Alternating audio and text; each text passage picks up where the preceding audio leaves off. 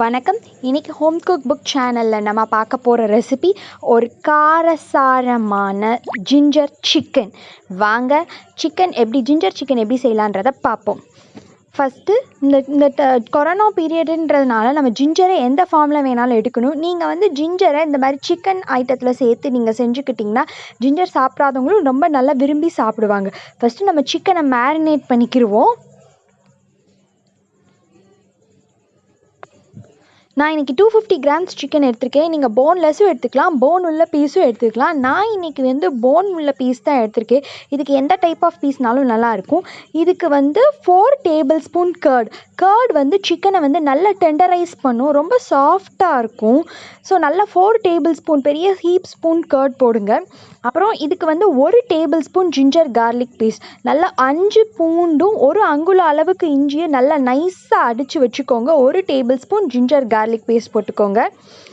1/2 table spoon, இது கொஞ்சம் காரமான சிக்கன்னால் நம்ம 1/2 டேபிள் ஸ்பூன் மிளகாத்தூள் சேர்க்குறோம்.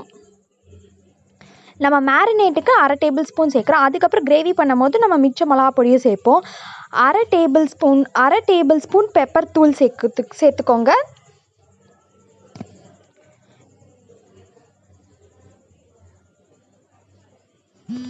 தேவையான அளவு உப்பு எல்லாத்தையும் சேர்த்து நல்லா மேரினேட் பண்ணிக்கோங்க. நீங்கள் முந்தின நாளே மேரினேட் பண்ணி கூட வச்சுக்கலாம். ஒரு 1/2 an hour ஃப்ரிட்ஜில் இருக்கட்டும். இது நீங்கள் முந்தின நாள் மேரினேட் பண்ணி கூட வச்சுக்கலாம். பாருங்கள், மேரினேட் பண்ணது இப்படி இருக்கும்.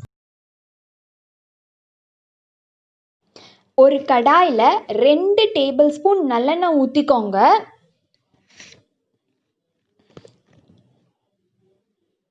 ஒரு அங்குல அளவுக்கு இஞ்சியை நல்லா தோல் சீவி இந்த மாதிரி ஃபிங்கர் சிப்ஸ் மாதிரி நறுக்கி வச்சுக்கோங்க. ஜூலியட்ஸ் பீசஸ்ன்னு சொல்லுவாங்க. இதை நம்ம டீப் ஃப்ரை பண்ண போகிறோம். இது ஏன் நம்ம டீப் ஃப்ரை பண்ணுறோம் அப்படின்னா, நீங்கள் ஜிஞ்சர் சிக்கன் சாப்பிடும் போது இந்த ஜிஞ்சர் நல்லா க்ரன்ச்சியாக மொறுன்னு இருக்கும். இது வாயில் கடிப்படும் போது நல்லாயிருக்கும். இப்போ பிரியாணிக்கெலாம் டீப் ஃப்ரை பண்ண ஆனியன் போட்டால் அது ஒரு டேஸ்ட் இருக்கும்ல, அதே மாதிரி இதை நீங்கள் டீப் ஃப்ரை பண்ணி போட்டிங்கன்னா நல்லா டேஸ்ட்டாக இருக்கும்.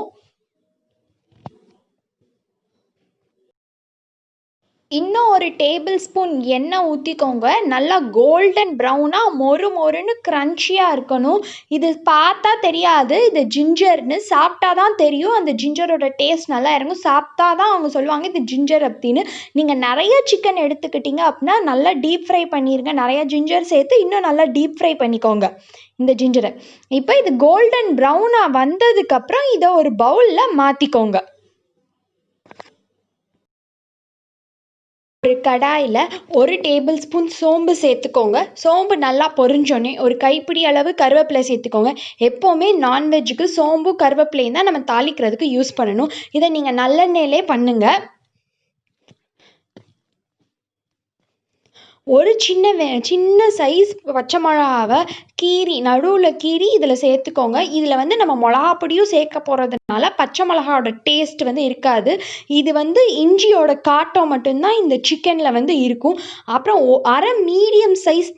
ஒரு மீடியம் சைஸ் பெரிய வெங்காயத்தை சேர்த்துக்கோங்க. வெங்காயம் நல்லா பொன்னிறமாக வதங்கணும். இதை நீங்கள் நம்ம ஜிஞ்சர் ஜூலியட்ஸாக ஃப்ரை பண்ணலாம், டீப் ஃப்ரை பண்ணலாம். அந்த எண்ணெயில் கூட நம்ம இதை ஃப்ரை பண்ணலாம். இப்போ 1/4 டேபிள் ஸ்பூன் மஞ்சத்தூள் சேர்க்க போகிறோம். மஞ்சத்தூள் எதுக்கு நம்ம சேர்க்குறோன்னா, மஞ்சத்தூள் சேர்த்தோன்னா நான்வெஜ்ஜோட ஸ்மெல் நம்மளுக்கு அடிக்காது.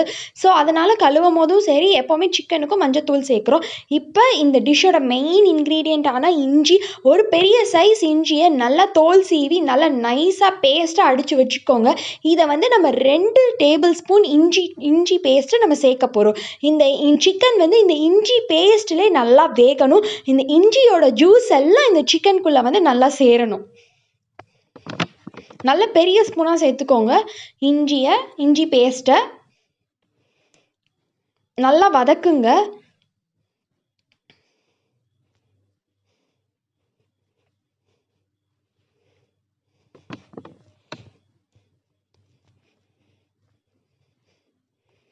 நல்லா வதங்கினதுக்கப்புறம் 1 டேபிள் ஸ்பூன் ஜீரகத்தூள், 1/2 டேபிள் ஸ்பூன் மிளகாத்தூள், அப்புறம் 1 டேபிள் ஸ்பூன்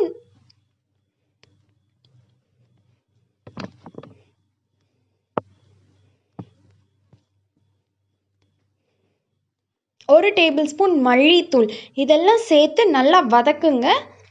எல்லாமே சேர்த்து நல்லா ஒரு ட்ரை பேஸ்ட் மாதிரி வரணும்.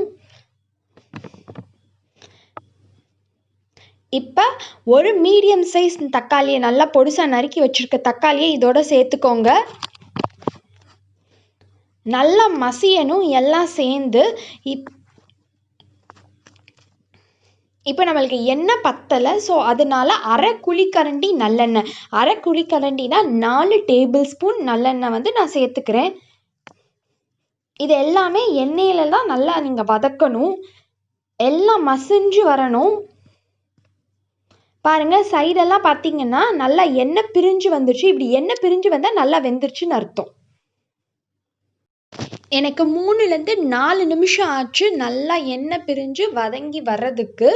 இப்போ நம்ம அரை மணி நேரமாக ஊற வச்ச சிக்கன், தயிர், மிளகாப்பொடி, இஞ்சி பூண்டு விழுது, மிளகு பொடி, உப்பு எல்லாம் சேர்த்து ஊற வச்ச சிக்கனை நம்ம இதுக்குள்ளே சேர்க்க போகிறோம். சேர்த்து நல்லா ஒரு பெரட்டுங்க. இப்போ நம்ம ஆட் பண்ண சிக்கன் இதில் நம்ம உப்பு சேர்த்துக்கிறோம். உப்பு போட்டு நல்லா ஒரு கிண்டிக்கோங்க. இப்போ இது நான் எடுத்துருக்கிறது பிராய்லர் கோழி, இன்றைக்கி நான் எடுத்துருக்கிறது பிராய்லர் கோழி. ஸோ அதனால் நான் ஜஸ்ட்டு 1/4 டம்ளர் தண்ணி தான் ஊற்ற போகிறேன். இதே இது நீங்கள் நாட்டுக்கோழிலேயும் இந்த ரெசிபி பண்ணலாம். அப்போ நீங்கள் வந்து நல்லா இதை 2 to 3 விசில் நல்லா வேக வச்சுருங்க இந்த ஸ்டெப்பில். இப்போ நம்ம மேரினேட் பண்ண தண்ணி இருக்குல்ல, அதையே நீங்கள் வந்து ஊற்றலாம். 1/4 டம்ளர், இதில் 1/4 டம்ளர் தண்ணி சேர்த்து இந்த மேரினேட் பண்ணதையும் வேஸ்ட் ஆக்காமல் அதையும் நீங்கள் சேர்த்து ஊற்றலாம். பாருங்கள், ஒரு 10 மினிட்ஸ்க்கு அப்புறம் இப்போ இந்த சிக்கன் கிரேவிக்கு ஒரு ரிச் டேஸ்ட் கொடுக்க நம்ம ஒரு கோகோனட் பேஸ்ட் ஆட் பண்ண போகிறோம். அதுக்கு 4 டேபிள் ஸ்பூன் துருவின தேங்காய், 1 டேபிள் ஸ்பூன் கசகசா, 10 முந்திரி பருப்பு, இதை 3ஐயும் சேர்த்து தண்ணி ஊற்றி நல்லா நைஸாக ஒரு பேஸ்ட் மாதிரி அடிச்சுக்கோங்க. பாருங்கள் பேஸ்ட் எப்படி இருக்குன்னு. இந்த பேஸ்ட் தான் இந்த கிரேவிக்கு ஒரு நல்ல திக்கான டேஸ்ட் கொடுக்கும், க்ரீமியான டெக்ஸ்சர் கொடுக்கும். பாருங்கள், ஒரு 10 மினிட்ஸ் ஆச்சு. சிக்கனும் நல்லா வெந்துருச்சு, நல்லா சாஃப்டாக ஜூஸியாக வெந்துருச்சு. இப்போ நம்ம தேங்காய் அரைச்சி வச்சுருக்கோம்ல, இந்த தேங்காய் பேஸ்ட் அதை வந்து நம்ம ஒரு 1/4 கப் சேர்த்துக்கிட்டா போதும். இந்த 1/4 கப்பே நல்லா ஒரு திக்கனிங் ஏஜெண்ட்டாக இருக்கும், நல்லா ஒரு ரிச் டேஸ்ட் கொடுக்கும் இந்த கிரேவிக்கு.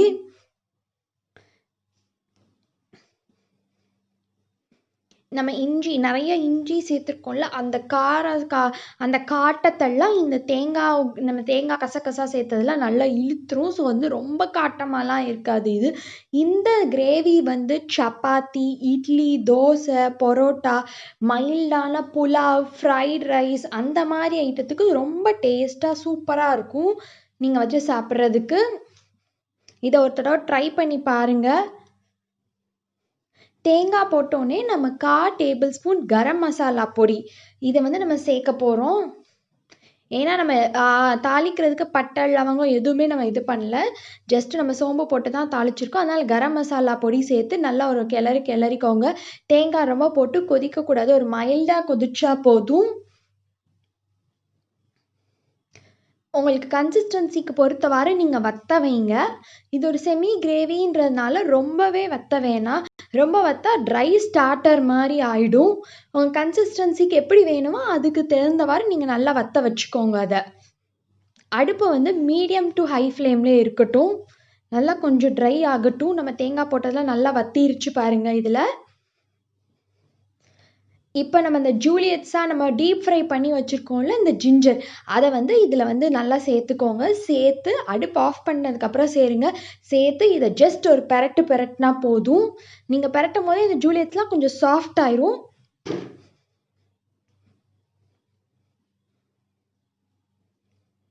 நல்ல சுட சுட கமகமன்னு காட்டமான ginger chicken ready.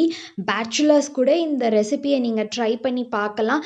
Just marinate பண்ணி வச்சா போதும், நம்மளுக்கு 15 to 20 மினிட்ஸில் இந்த ஜிஞ்சர் சிக்கன் ரெடி ஆகிடும். இந்த மாதிரி ரெசிபீஸ் வேணுன்னா அப்போ நீங்கள் மறக்காமல் ஹோம் குக் புக் சேனலை சப்ஸ்கிரைப் பண்ணி வச்சுக்கோங்க.